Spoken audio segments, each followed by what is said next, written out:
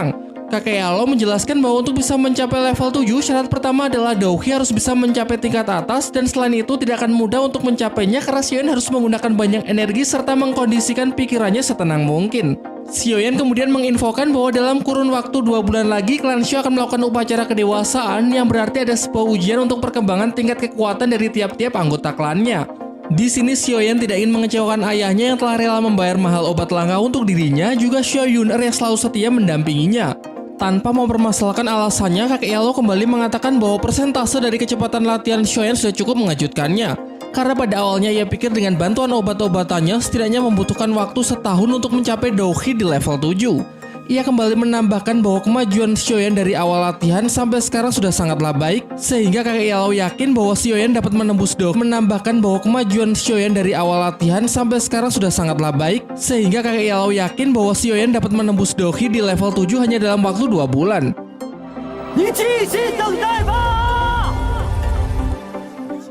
Beberapa hari kemudian, kita diperlihatkan Yan-Er, murid dari klan Yanlan, sedang sendirian fokus melakukan kultivasi di ujung jurang.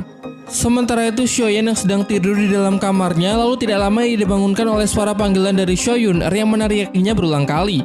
Tidak mendapatkan respon, Xiao Yuner lalu segera membuka pintu kamarnya dan mencoba menanyakan tentang acara hari ini. Pada awalnya, Xiaoyan tidak mengingat sampai akhirnya Xiao Yuner mengajaknya keluar, kemudian tidak lama ia tahu bahwa hari ini diadakan tes terakhir sebelum upacara kedewasaan untuk semua anggota klan Xiao. Xiao Yuner dengan bangga mengatakan bahwa dirinya ingin semua orang tahu bahwa Xiaoyan tetap jenius dan tidak bisa diremehkan lagi.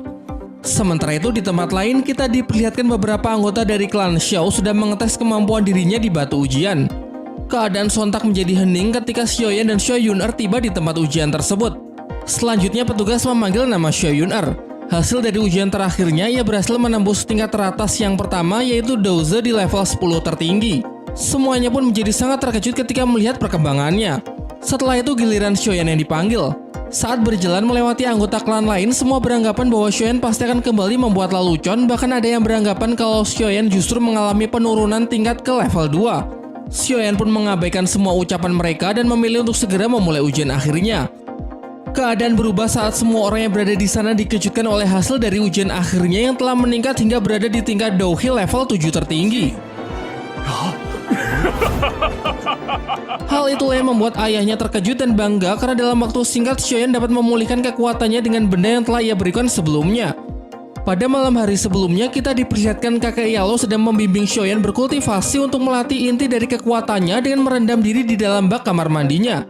Kakek Yalo merasakan bahwa kekuatan dari Xiaoyan telah mencapai level 6 tertinggi dan sudah saatnya akan segera meningkat di level 7. Kemudian ia memasukkan cairan Lingye dan meminta Xiaoyan untuk fokus memurnikan inti dari kekuatan apinya. Ketika membuka mata, kakek Yalo memberikan ucapan selamat. Merasa heran, Xiaoyan mencocokkan kembali dengan melihat inti kekuatannya dalam dimensi lain di dalam tubuhnya. Dan ternyata hasil dari proses kultivasinya sangatlah memuaskan, jauh melebihi ekspektasinya. Setelah Xiaoyan berhasil membalikan keadaan dan mengatasi keraguan dari semua anggota klannya, tanpa disangka ia terlebih dahulu dihampiri oleh Xiaomei. Selain memberikan ucapan selamat karena telah mendapatkan kekuatannya kembali, di sana ia juga menawarkan diri untuk melakukan latihan bersama besok apabila Xiaoyan memiliki waktu luang. Xiao Yuner menyela dengan mengatakan bahwa besok Xiaoyan tidak bisa bertemu dengannya sebab ia sudah terlebih dahulu membuat kesepakatan dengan Xiaoyan. Sementara Xiaoning yang merasa begitu kesal dengan peningkatan Xiaoyan bersumpah bahwa di lain waktu ia akan segera memberikan pembalasan yang dapat menjatuhkannya. Scene kemudian beralih memperlihatkan Ji Liao yang menyampaikan kabar kepada ayahnya tentang Xiaoyan yang berkesempatan ikut dalam upacara kedewasaan. Namun ia memperkirakan bahwa Xiaoyan mendapatkan hak dalam upacara tersebut tidak lain karena menggunakan identitas sebagai anak dari ketua klan Xiao. Ji Libi mengatakan bahwa sesuai dengan kebiasaan kota Wutan, upacara kedewasaan akan diadakan 2 bulan lagi dan selama itu putranya dapat melihat klan lain yang juga akan ikut serta. Ia menambahkan bahwa dari acara tersebut dirinya dapat melihat kebenaran dari Xiaoyan yang telah disembunyikan dari mereka. Ji Liao mengatakan bahwa semua ide dari ayahnya memang masuk akal dan mereka dapat mengetahui kejanggalan klan Xiao apabila klan tersebut memakai bantuan dari seorang alkemis. Kemungkinan terburuk dari perkiraan mereka apabila semua itu terjadi, Ji Liao akan mengupayakan cara lain agar bisa menjatuhkan nama klan Xiao dan menyingkirkannya dari kota Wutan. Singkat cerita, 2 bulan telah berlalu. Kita diperlihatkan pada upacara kedewasaan yang sedang dihadiri oleh 3 klan besar di kota Wutan serta beberapa tamu kehormatan lainnya. Namun sebelum acara dimulai, dalam aturan klan Xiao dijelaskan bahwa Xiaoyan berhak menerima sebuah tantangan dari tetua klannya. Tetua kedua klan Shou dalam penjelasannya mengatakan bahwa siapapun sesama anggota secara terbuka dapat menantang Xiaoyan bertanding dengan menggunakan kekuatan Douhi-nya. Xiaoning dengan sukarela maju untuk menerima tantangan tersebut. Walaupun kekuatan Douhi miliknya berada di level 8, Xiaoning meminta izin kepada tetua klan untuk memperbolehkan dirinya mencoba bertanding dan mengadu kekuatan Douhi-nya dengan Xiaoyan. Setelah izin didapatkan, kompetisi antara klan tersebut akan segera dimulai. Xiaoyan mengatakan bahwa walaupun tingkat kekuatan dari sepupunya lebih tinggi satu angka dengan dirinya, ia sama sekali tidak merasa takut dan siap menerima tantangan tersebut.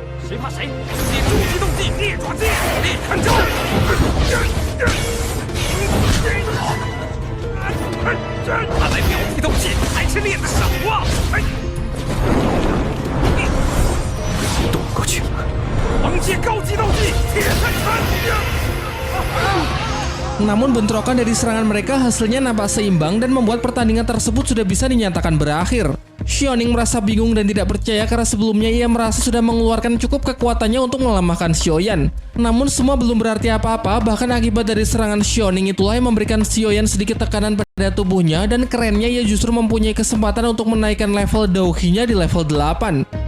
Singkat cerita, setelah semua orang melihat perubahan yang tidak terduga dari Xiaoyan, kemudian Jilibi memberikan isyarat kepada putranya agar segera menjalankan rencana licik yang telah mereka bahas sebelumnya. Saat Xiaoyan sedang melakukan proses kultivasi, Xiaoning tidak ingin mengakui kekalahannya sehingga ia berniat ingin menggagalkan proses kultivasi Xiaoyan dengan memukulnya secara asal-asalan meski semua itu nampak sia-sia. Xiaoyan dengan mudahnya menjatuhkan Xiaoning sampai keluar arena dengan mengaktifkan skill Cui Hao Zhang hanya dalam sekali pukul. Xiaoning pun terlihat menyesal dengan keadaan tubuh dan kekuatannya yang melemah. Namun secara tiba-tiba ada anggota klan lain yang menghampirinya untuk menawarkan sebuah kolektor pil hit terlarang dari ketua klan Jili. Ia pun cukup tergiur dengan tawaran tersebut karena apabila Xiaoning memakan kolektor pil hit, secara sekejap kekuatannya akan meningkat drastis. Akan tetapi efek sampingnya bisa membuat Xiaoning kesulitan dalam mengontrol emosi yang akan menyebabkan dirinya sangat ingin membunuh Xiaoyan. Bahkan Xiaoning tidak akan ingat kalau semua ini hanyalah pertandingan biasa akibat ia telah kehilangan sebagian besar kesadarannya. Setelah Xiaoning merasa dirinya sudah mempunyai cukup kekuatan untuk melanjutkan pertandingan, namun ketika ia ingin menyerang terlihat mudah bagi Xiaoyan untuk menepis serangannya dengan merilis teknik peledak oktan.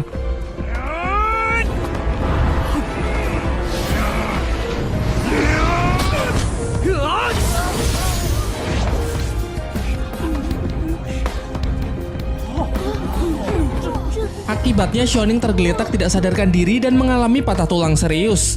Tetua ketiga mengatakan bahwa semua yang dilakukan oleh Xiaoyan cukup berlebihan dan kejam karena telah mematahkan tangan Xiaoning. Namun tetua kedua menjawab bahwa semua yang dilakukan oleh Xiaoyan hanyalah sebuah pembelaan untuk melindungi dirinya. Terlebih lagi andai saja Xiaoning tidak meminum obat terlarang, maka semua itu tidak akan pernah terjadi. Tetua kedua kemudian menambahkan bahwa akibat dari semua peristiwa ini adalah karmanya sendiri karena ia telah melanggar aturan. Menurut tetua kedua, apabila Xiaoyan tidak berlaku kejam, ia bisa saja terluka lebih parah bahkan kehilangan nyawanya. Untuk itu ia segera memutuskan bahwa Xiaoyan lah yang keluar sebagai pemenang dari pertarungan tersebut. Selain itu ia juga segera meminta petugas untuk mengurung Xiaoning selama 3 bulan supaya bocah tersebut sadar atas semua kesalahannya. Sementara itu kita diperlihatkan perdebatan antara Jilibi dengan putranya. Mereka masih saja tidak percaya kalau hanya dalam kurun waktu 1 tahun, Xiaoyan berhasil meningkatkan tingkat Douhi-nya sampai level 8. Jili Ao mengatakan bahwa apabila keadaan ini terus berlanjut, maka kecil kemungkinan klan Shou dapat dihancurkan dan sebaliknya justru klan Jili lah yang akan lenyap. Untuk itu Jili Ao mengatakan bahwa ia memiliki sebuah rencana lain yang dapat menjatuhkan klan Shou. Tidak lama waktu berselang, ia mempersilahkan seorang pria bernama Liu Shi untuk segera masuk. Pada awalnya Jilibi mengira bahwa rencananya akan cukup bagus, namun ia terlihat kecewa setelah diperlihatkan orang aneh yang membawa 2 pelayan wanita. Jili Ao kemudian meluruskan kesalahpahaman itu dengan menjelaskan bahwa orang yang awalnya dikira aneh sebenarnya adalah seorang alkemis atau seorang ahli peracik obat yang sangat hebat. Setelah acara perkenalan, Liu Shi mengajukan sebuah permintaan jika ingin bekerja sama, yaitu apabila klan Jili ingin ia membantu dalam menghancurkan klan Shou, maka Jilibi harus berjanji untuk menyiapkan wanita penghibur. Selain bisa menandingi kekuatan dari klan Shou, ketua klan Jili dipastikan dapat mengatasi segala upaya dari Xiaozan dalam mengembangkan tingkat Douhi milik Xiaoyan. Setelah cukup mempertimbangkan, Jilibi pun akhirnya sepakat. Ia mengatakan bahwa ia bersedia untuk memenuhi permintaan tersebut dan menanyakan kriteria wanita seperti apa yang disukai oleh Liu Shi. Namun tidak disangka Liu Shi mengatakan bahwa wanita yang diinginkannya adalah Nona Yao Fei karena ia merupakan simbol seksual di kota Wutan dan itulah yang membuatnya tertarik dengan kecantikannya. Ia menambahkan apabila ketua klan Jili dapat membawanya, maka Liu Shi dengan mudah akan bersedia membantu klan Jili untuk menghancurkan klan Xiao. Pada keesokan harinya, kita diperlihatkan Xiao Yan bersama Xiao Yun'er sedang mencari beberapa bahan di pasar wilayah klan Xiao. Xiao Yun'er mengatakan bahwa bahan api halus memang perlengkapan terkuat yang dimiliki oleh klan Xiao, namun tingkat kekuatannya hanya bisa menembus pada tingkat Huang. Ia menambahkan apabila Xiao Yan ingin terus mengembangkan tingkat kekuatannya dengan mencari bahan berupa api halus, maka sebaiknya perlu dipertimbangkan lagi. Kakek Yalo kemudian menyela dengan mengatakan bahwa Xiao Yan tidak perlu mengkhawatirkan hal tersebut karena setelah berhasil mencapai tingkat Dause tertinggi, maka ia akan kembali mengajarkan kemampuan lain yang jauh lebih hebat. Senada dengan kakek Yalo, Xiao Yan pun juga mengatakan kepada Xiao Yun'er supaya tidak perlu khawatir dengan kekuatannya dan sebaiknya percayakan saja semua kepada dirinya. Tiba di wilayah pasar, Xiao Yun'er merasa curiga dengan keadaan pasar klan Xiao yang biasanya ramai, namun pada hari ini cenderung lebih sepi pengunjung. Menyadari hal tersebut, Xiao Yan kemudian mencoba menghampiri penjual yang sedang tidur lalu menanyakan apa yang terjadi dengan keadaan pasar klan Xiao saat ini. Pedagang tersebut mengatakan bahwa penyebab dari berkurangnya penjual di pasar klan Xiao karena sebagian besar dari mereka merasa kesulitan dan para pelanggan memilih pergi ke wilayah klan Jili sebab klan tersebut mengeluarkan pil peremajaan dengan harga yang jauh lebih murah. Selain itu, ia menjelaskan bahwa penyebab beberapa pemilik toko pergi ke wilayah klan Jili karena keuangan mereka di sana dianggap akan lebih terjamin. Dan sebaliknya, apabila para pedagang tetap berjualan di pasar klan Xiao, maka tidak lama lagi ekonominya akan ikut hancur kalau belum ada solusi dari permasalahan tersebut. Kakek Yalo yang mendengarkan kemudian mengatakan bahwa Xiao Yan tidak perlu cemas karena cepat atau lambat dirinya akan punya solusi untuk memperbaiki keadaan tersebut. Scene beralih memperlihatkan Xiao Yan yang sedang memberikan sebuah kertas kepada Yafei berisikan bahan-bahan yang dibutuhkannya dalam menyempurnakan obat, yaitu kolektor darah. Yafei menegaskan bahwa dirinya tidak bisa terlibat langsung dengan persaingan antar klan, apalagi sampai ikut campur dengan urusan pribadi dalam upaya klan Xiao menyaingi obat peremajaan milik klan Jili, sehingga ia tidak dapat membantu Xiao Yan untuk memenuhi beberapa bahan obat tersebut. Dengan mengaktifkan skill Shizang miliknya, Xiao Yan berhasil menghalau sebuah serangan misterius yang ditargetkan kepada Yafei. Tidak berhenti sampai di situ, kemudian keluarlah 3 orang dari persembunyiannya dan segera menyerang mereka berdua. Namun dengan menggunakan teknik yang sama, Xiao Yan dengan mudah dapat mengatasi 3 orang tersebut seorang diri.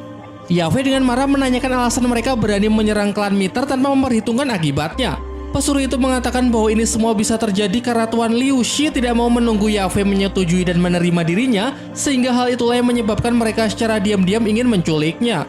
Namun setelah kekalahan ini, mereka tidak akan mau lagi jika diminta oleh klan Jili untuk melakukan hal tersebut. Yafei yang tidak ingin memperpanjang masalah memilih untuk melepaskan semua pesuruh klan Jili tanpa membunuh mereka. Setelah semua peristiwa ini, Yafei mengatakan bahwa dirinya akan bersedia membantu Xiao Yan, namun dengan satu syarat, Xiao Yan harus mau membuka tudung yang dikenakan untuk memperlihatkan wajahnya. Dan setelah Yafei mengetahui orang misterius yang selama ini selalu menutupi dirinya adalah Xiao Yan pun berpesan agar Yafei bisa menjaga rahasia identitasnya dari orang lain. Sementara itu, diperlihatkan ketua klan Jili yang merasa sangat kesal kepada Liu Shi karena setelah insiden penculikan tersebut, kini ia telah kehilangan kepercayaan dari Yafei dan telah juga kehilangan pengaruh dari pelelangan klan Miter. Ditambah lagi ketika Jili Ao menyampaikan sebuah berita buruk untuknya dari pelelangan Miter bahwa Yafei tetap bersedia menawarkan bahan kepada klan Jili, namun harga yang diberikannya 5 kali lipat lebih mahal. Jelas Jilibi pun sontak sangat marah saat mendengar berita tersebut. Menurutnya tawaran yang diberikan oleh Yafei sama sekali tidak masuk akal karena hanya ingin memerasnya saja. Namun jika saja Liu Shi tidak menyerang sampai nekat ingin menculiknya, tentu semua hal ini tidak akan pernah terjadi.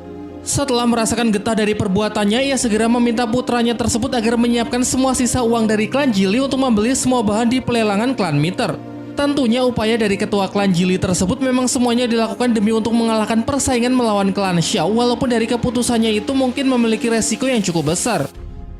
Pada malam harinya, kita diperlihatkan keadaan para tetua dan ketua klan Xiao yang sedang mengkhawatirkan keuangan klannya.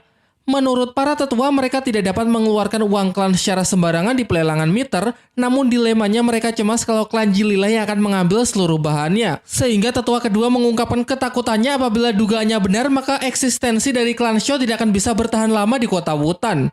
Ketika ketua klan berencana ingin menemui Nona Yafei, secara tiba-tiba Yafei datang menghampirinya dengan membawa semua bahan dari rumah lelang klannya. Yafei mengatakan bahwa kedatangannya di sana hanya ingin mengirimkan semua bahan untuk klan Xiao yang membuat tetua klan Xiao seketika merasa lega. Namun yang jadi pertanyaannya, mengapa Nona Yafei lebih memilih menjualnya kepada klan Xiao ketimbang kepada klan Jili? Jawaban dari Yafei terdengar simpel bahwa ia telah berubah pikiran, jadi dengan sengaja ia membawa semua bahan di hadapan mereka. Tetapi yang tetap menjadi pertimbangan Xiaozan adalah keadaan keuangan klan yang tidak cukup banyak, namun bagi Yafei hal itu sama sekali tidak jadi masalah. Ia menambahkan bahwa Xiaozan bahkan tidak perlu mengucapkan terima kasih karena di sini Yafei hanya ingin membalas budi kepada seorang pria. Kemudian Yafei mempersilahkan